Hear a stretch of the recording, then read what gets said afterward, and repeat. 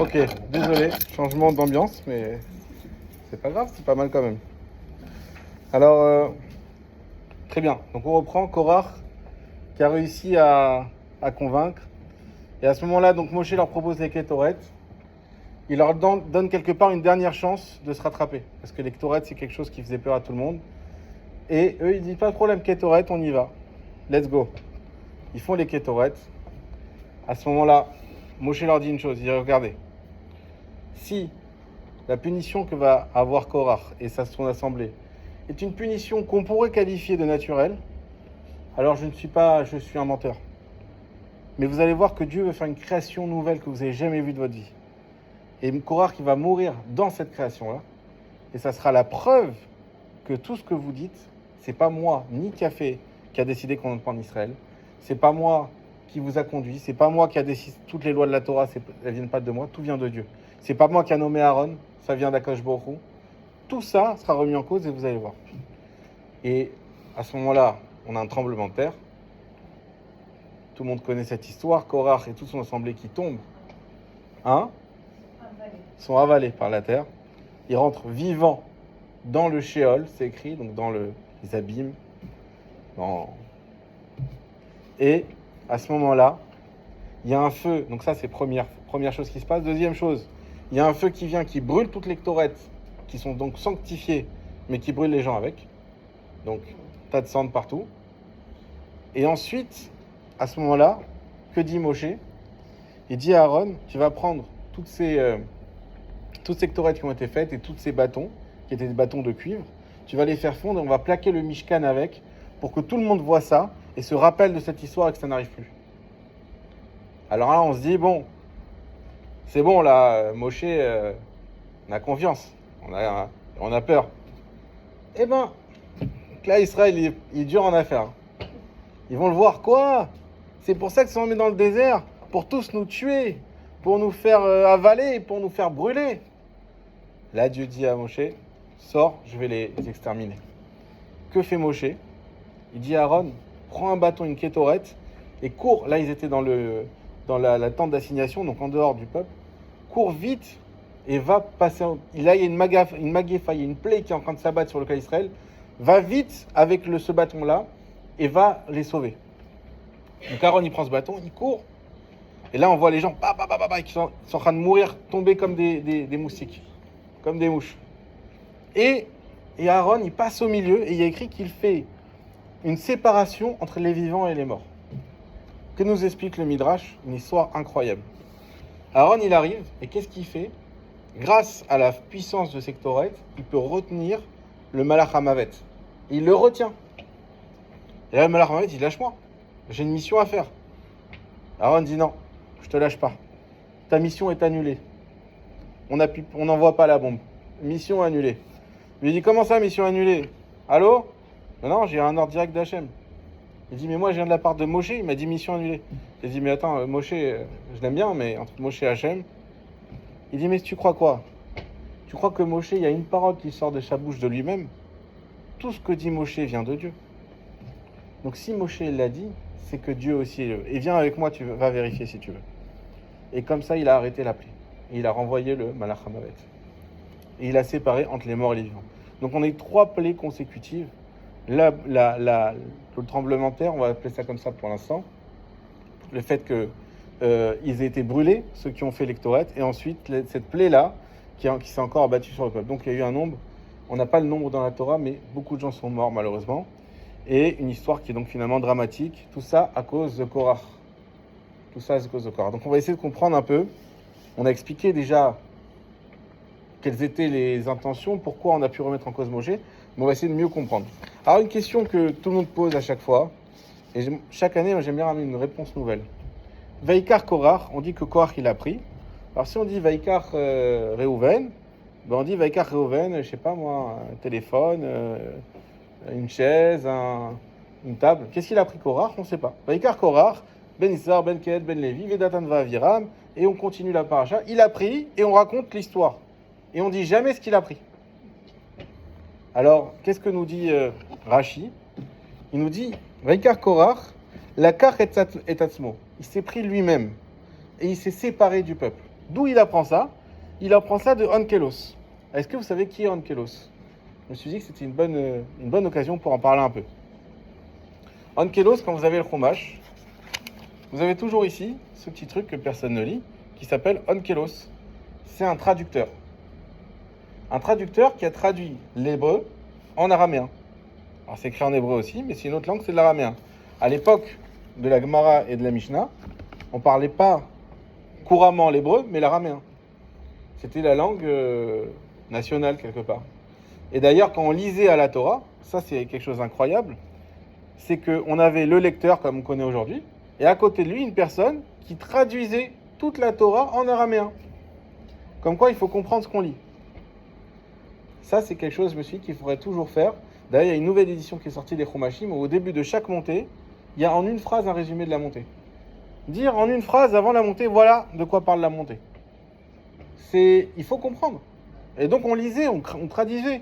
Et il y avait une personne qui avait une forte voix spécialement choisie pour ça, pour traduire. Donc, Onkelos, lui, il a traduit en araméen la Torah.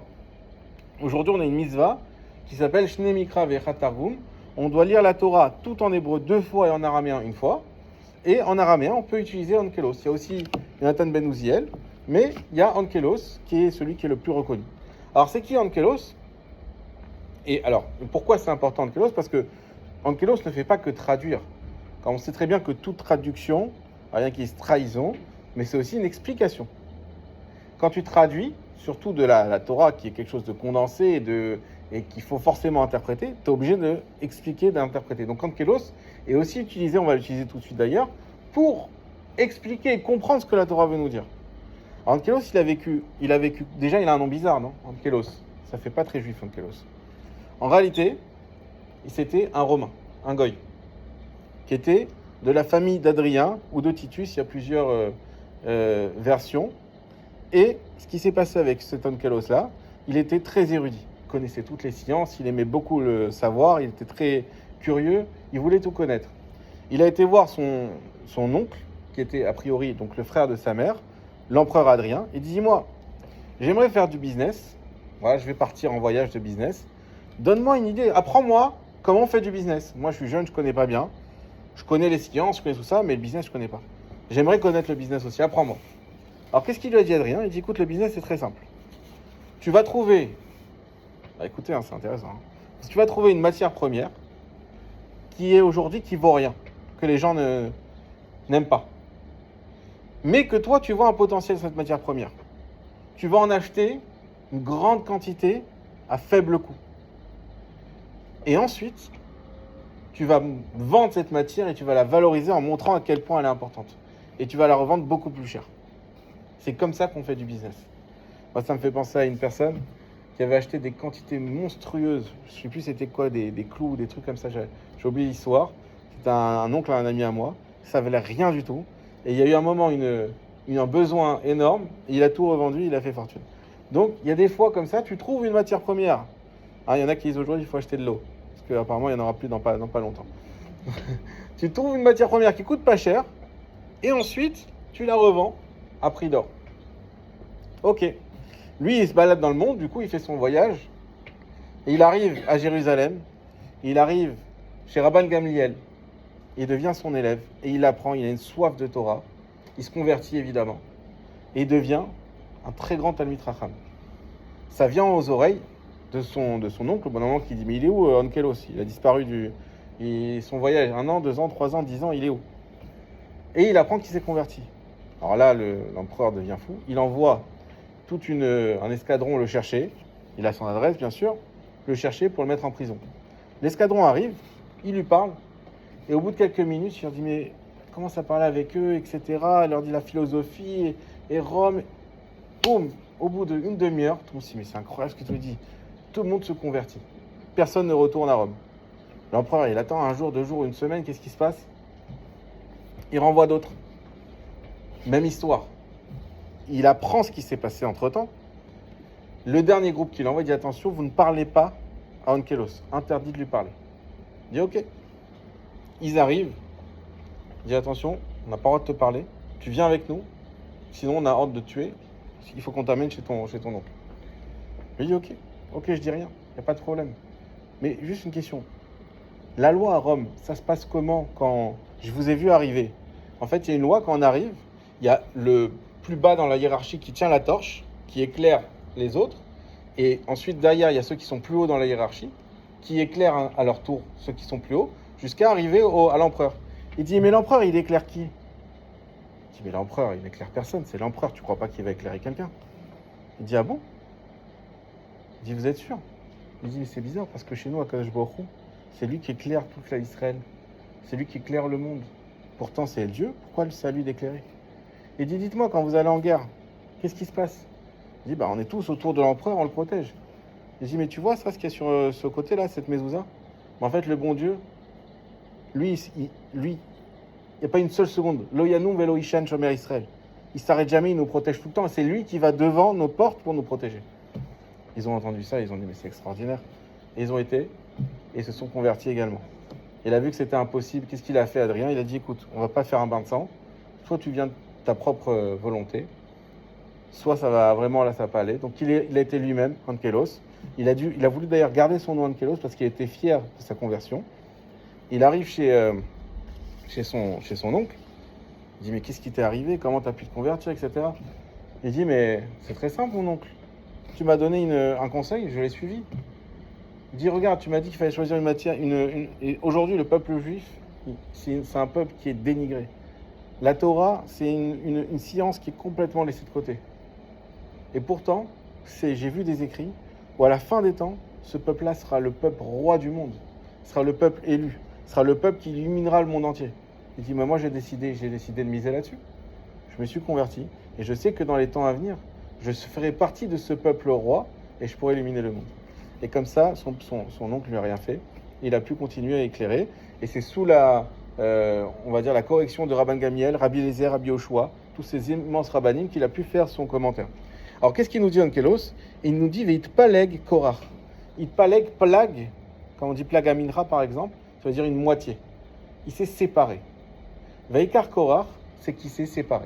Ça, c'est l'explication qu'on donne le plus souvent, où d'un coup, il a pris une décision. Il a décidé, en intervenant, en montant cette révolte, de se séparer de la communauté d'Israël. Mais le Zohar nous dit autre chose. C'est quoi Vaikar? Vaikar, Natal Etsa Ra'a le Nafsho. Vaikar, c'est prendre. Qu'est-ce qu'il a pris? Il a pris Etsa Ra'a le Nafsho, un mauvais conseil pour lui-même. Il a pris ça, en d'autres termes, il a fait un mauvais choix. C'est ça qu'il a pris. Il a fait un mauvais choix. Et le Zohar nous dit une chose incroyable. Il nous dit, il faut savoir une chose, que lorsque on désire quelque chose qui n'est pas à nous, lorsque on poursuit quelque chose qui n'est pas à nous, pour reprendre les mots du Zohar, alors non seulement on n'aura jamais cette chose-là, mais en plus on va perdre tout ce qui est vraiment à nous. Et c'est exactement ce qui s'est passé avec Korach. Comme on l'a dit, c'est un homme puissant qui avait tout, et il a tout perdu, jusqu'à sa famille, bien sûr son argent, et bien sûr sa vie. Il a tout perdu. Et donc quelqu'un qui va et qui cherche sans cesse ce qui n'est pas à lui, qui cherche ce que les autres ont, alors malheureusement, ça finit par... En fait, il n'est plus en accord, en adéquation avec sa personne, et il perd tout. Alors la question que pose le Rav Zamir Cohen, c'est si c'est vraiment ça qu'il a pris Korach, alors pourquoi il n'est pas écrit dans le Pasuk Vaikar Korach, Etsa Ra'a le Nafsho? Pourquoi il y a juste écrit Vaikar Korach? La réponse, elle est simple. Elle est que, en réalité, une personne qui va dans la marloquette, qui va pour pouvoir être un fauteur de troubles, en réalité, qu'est-ce qu'il prend? Il prend rien. Vaikar Kloum. Donc, Korach, il est venu pour prendre. Qu'est-ce qu'il a reçu? Rien du tout. Donc, la Torah nous a donné cet enseignement. On en Vaikar, mais elle n'a pas fini la phrase. Pour te dire que lorsque tu vas dans cette mouvance, tu vas pour faire des marloquettes, toi, tu vas pour prendre, tu finis par rien avoir. Le Zohar continue, nous dit la chose suivante. C'est quoi la marloquette? C'est Piroud vechaluka milemala velimata. Lorsque tu fais une marloquette, c'est quelque chose qui sépare en haut et en bas. Et ça, c'est quelque chose de très important à comprendre. On sait très bien que tous nos actes sur Terre ici, ils ont un impact, pas que sur Terre, ils ont un impact aussi en haut. Il y a une sorte d'harmonie dans les cieux qui peut être brisée dès lors qu'il y a une marloquette en bas. Donc lorsqu'il y a Korach qui est arrivé et qu'il a mis non pas une marloquette au sein juste d'une communauté, mais de la communauté d'Israël, la communauté d'Israël naissante, dans sa plus pure existence, au tout début. Et il a déjà placé cette marloquette. Qu'est-ce qu'il a fait? Il a brisé la cohésion qu'il y avait même là-haut. Et c'est pour ça qu'il a dû avoir une punition qui était comme cette brisure. Il y a écrit dans le Pirkei Avot, Asarat Varim Nivraou Berev Shabbat. Il y a 10 choses qui ont été créées juste avant Shabbat. C'est-à-dire qu'on a les 6 jours de la création, et le Shabbat, Dieu s'est arrêté, mais juste avant de s'arrêter, il a créé 10 choses. Parmi elles, Pia Haaretz. Dieu, il a créé la bouche de la terre. Alors, pour revenir à cette question de la bouche de la terre, donc on a dit que Korach, il a été enseveli. Il est tombé vivant dans la terre. Le Ramban, il pose une question. Il dit, Moshe nous a fait tout un, comme on a expliqué, tout un plaidoyer pour dire, vous allez voir, il va se passer quelque chose d'extraordinaire que vous n'avez jamais vu, une nouvelle création de Dieu. Et finalement, il y a juste eu un tremblement de terre. Alors, ok, ça tombe au bon moment, sur la bonne personne. Ça, d'accord. Ça, c'est exceptionnel. Mais c'est pas ça qu'il a dit, Moshe.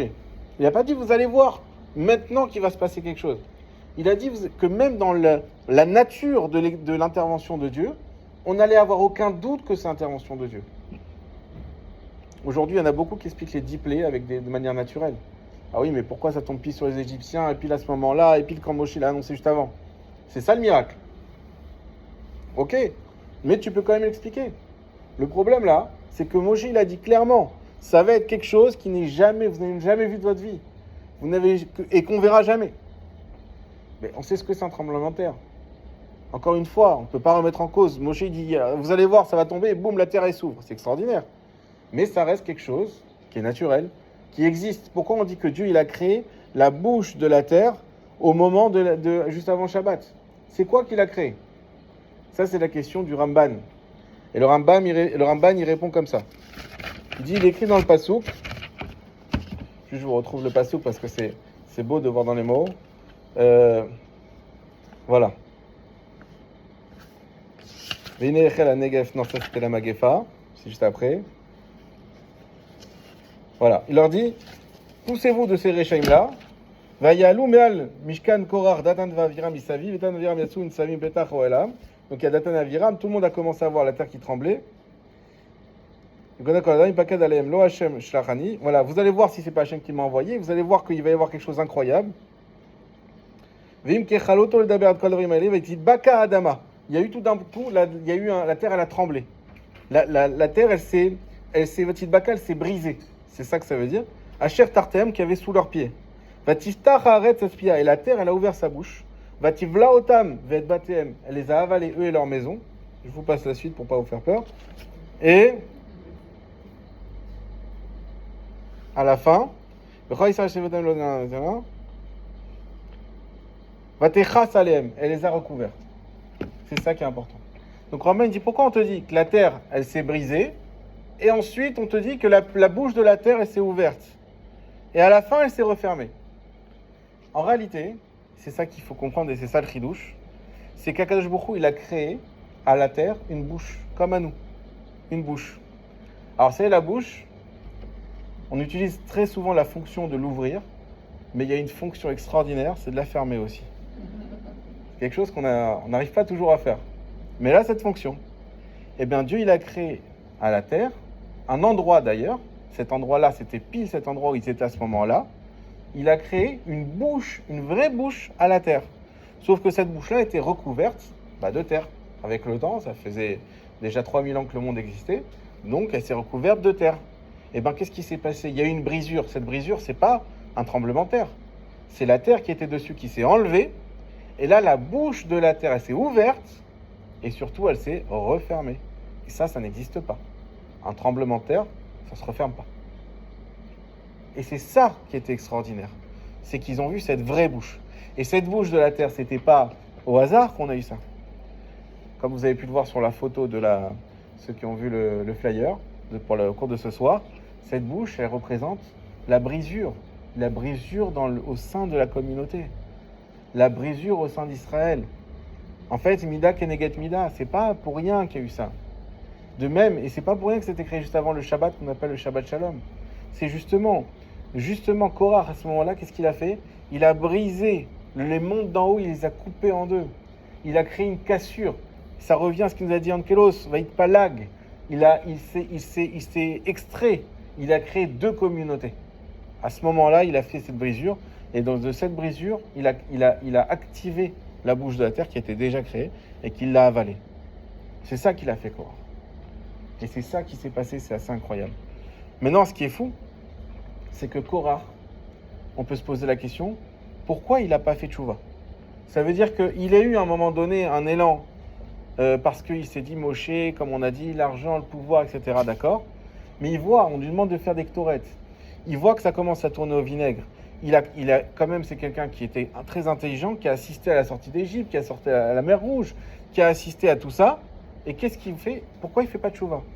Alors Korach, il avait en lui une assurance de réussir. C'est-à-dire qu'il y avait ses ta'anot, c'est-à-dire ses arguments logiques, mais à part ça, il avait une assurance. C'est comme si je vous disais, est-ce que tu es prêt à miser sur telle ou telle action?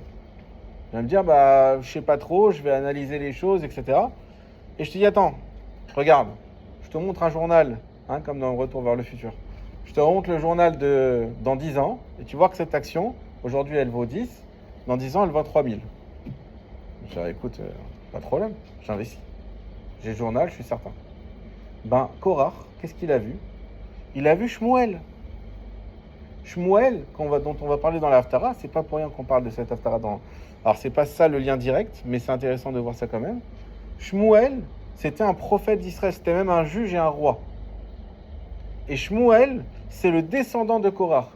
Et on dit que Shmuel, il va aller à lui tout seul, Moshe Veron. Moshe Veron Bechoanav, ou Shmuel Bekoreshemo. Donc Shmuel, il va aller Moshe Aaron. Donc il a dit, attends, moi je sais très bien que je vais réussir. Parce que je sais qu'à l'avenir, qui va briller au clan d'Israël? Le plus grand prophète au monde, ça va être qui? Shmuel, mon descendant.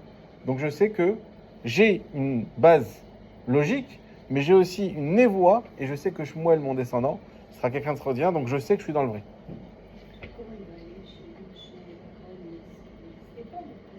Qui? Non, mais Korach, il a vu par prophétie que Shmuel allait être son descendant.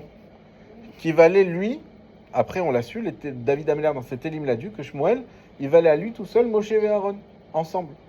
Donc il a dit, j'ai une base solide, j'ai Shmuel.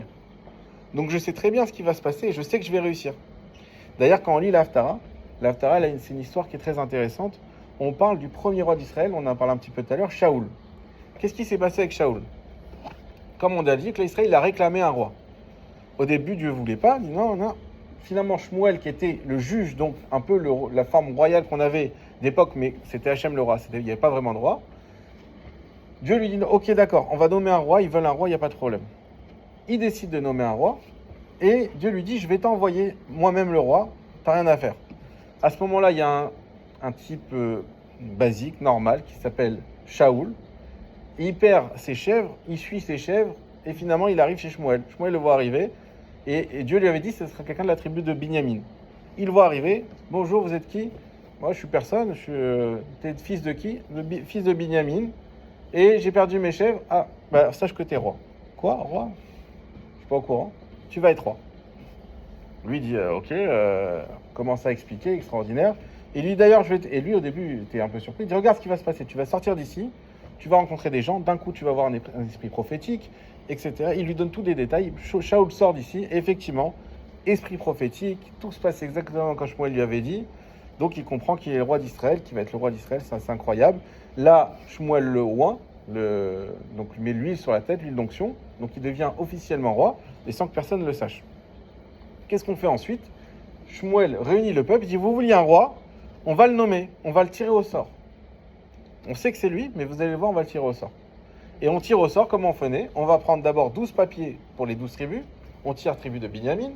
Ensuite, il y avait le nombre de familles qui avaient des tribus. On met tous les papiers de la nombre de tribus. On tire la famille de Shaoul. Et parmi cette famille, on tire le prénom Shaoul. Voilà. À ce moment-là, on nomme Shaoul roi. Sauf qu'il y a toute une partie du clan Israël, exactement comme on voit ici avec Moshe et Korach, qui n'acceptent pas ça. Qui dit non, c'est truqué, on n'accepte pas, nous on veut pas droit, il y avait une petite partie, et ils commencent à sentir qu'il y a une autorité sur eux, ils veulent pas y remettre en cause. Il y avait beaucoup d'oppression de la part des peuples qui étaient environnants. Shaoul gagne gagne une guerre. À ce moment-là, tout le monde l'accepte et on l'intronise une deuxième fois. Ce qui est extraordinaire, c'est qu'on a pris en compte ces gens qui, en fait, on avait besoin d'introniser Shaoul d'un commun accord avec une unanimité dans le peuple d'Israël. Il fallait absolument que tout le monde soit d'accord. Ça suffisait pas qu'il ait raison, ça suffisait pas qu'on ait tiré au sort, ça suffisait pas tout ce qu'il y a eu avant. Il fallait que tout le monde soit d'accord. Et là, on a nommé Shaoul. Donc on lit cette paracha pour nous montrer à quel point c'est important que le clan Israël soit ensemble, même si on a des preuves, même si on a une preuve qu'Hachem a fait les choses, on a des miracles. Non, il faut que tout le monde soit d'accord et soit unanime pour que ça puisse avancer. Et c'est exactement ce qu'on voit dans la Haftarah de Korah. Alors pour terminer, donc on a parlé de l'importance du shalom, l'importance de ne pas diviser, l'importance d'avoir une unanimité. Donc la question qui vient naturellement, c'est dans ce cas-là, est-ce que si j'arrive dans une situation de litige, qu'attend Dieu de moi? Est-ce que c'est de m'écraser?